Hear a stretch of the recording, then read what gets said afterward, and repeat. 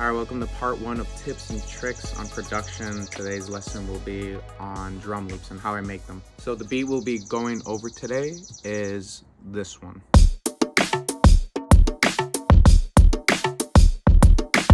I think the way I'm gonna do it is I'm gonna break it down, starting off with the kick and snare, then the hi-hats, and then lastly the percussion slash bongos.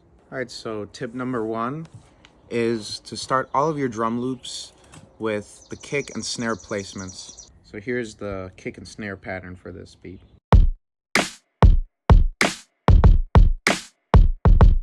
So when I'm building drums, I start with the kick and snare, and the reason being is that it's basically going to be the foundation of the overall sound and rhythm that your drum loops are going to have. And once you put down your kick and snare, you're going to have a good sense of whether you want it to be more minimalistic with minimal amount of hi-hat and other types of percussion, or if you want to, fill up the space more and have the drums kind of go crazy. In this case, there's going to be quite a bit of different working parts to it, but start with the kick and snare to get a sense of where you want your drum loops to go. So tip number 2, in case you can't tell, both the kick and the snare have 2 different sounds with them. So to start off, there's 2 kicks, right? The first one is more for the sound. This is the kick that you hear a lot clearer, and it's got that acoustic kind of feel to it. This is how it sounds like. Sounds nice, right? I think it does. That first kick is just kind of the one that's more audible. It's the one that you're going to be able to hear. The purpose of the second one is to have that more bassy feel to it. I don't know what you call it. I think there's a term for it, but this is the kick that you feel more like if you were listening to this like in a car that has a lot of bass, or on speakers, headphones, whatever. And this is how it sounds like. Both together sounds like this.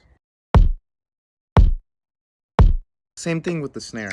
The snare, I just use 2 different snare instruments or 2 different snare sounds to create a whole new sounding snare. A lot of times the snares for the drum loops and Oxy aren't very loud, they're pretty quiet, so I like to layer a lot of stuff. So here's the first snare, here's the second one. Next, let's talk about the hi-hats. I use 2 different sounds for the hi-hats. One's an open hi-hat, one's a closed one, and it sounds like this.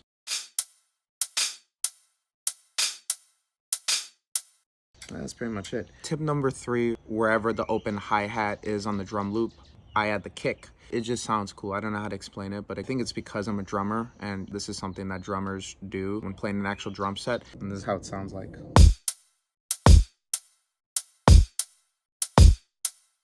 It just sounds really groovy that way, I don't know. It's just another tip to make your drums pop more, in my opinion. Last is the percussion part of this song. I just thought it'd be fitting to add some bongos to the mix. Here's how the bongos sound for this drum loop.